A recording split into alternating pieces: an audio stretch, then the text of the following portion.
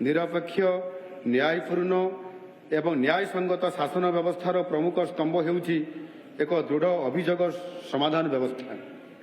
समस्त सार्वजनिक सेवार अभिगम्यता सुलभता एवं उपलब्धता रहिले समाज कल्याण व्यापक विस्तृत एवं सुदूर प्रसारी होई परिबो।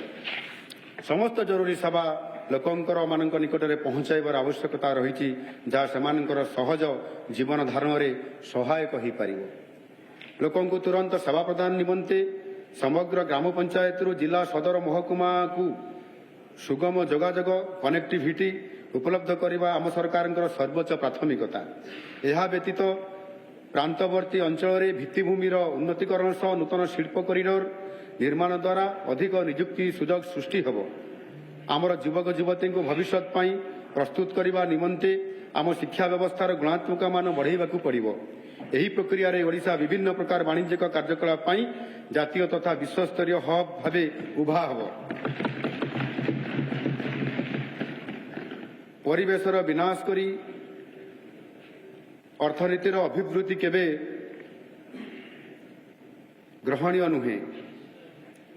प्राकृतिक विपर्यय और क्षयक्षति जनित अभिज्ञता जोगु ओडिशा जलवायु मुकाबिला और विपर्यय परिचालना क्षेत्र में देश तथा समग्र विश्वर नेतृत्व नहीं पारिबो।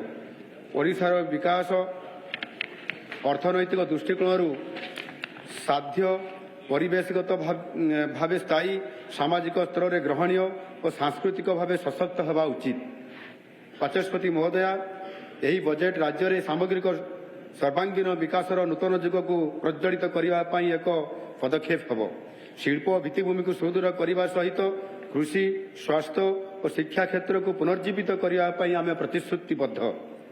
यह एक लोकाभिमुखी बजेट एवं आम सरकार लोक मानक समान सुजोग प्रदान सह कृषक युवक एवं गरीब महिला जीवन को उज्जवल करने पदक्षेप ग्रहण करिछि।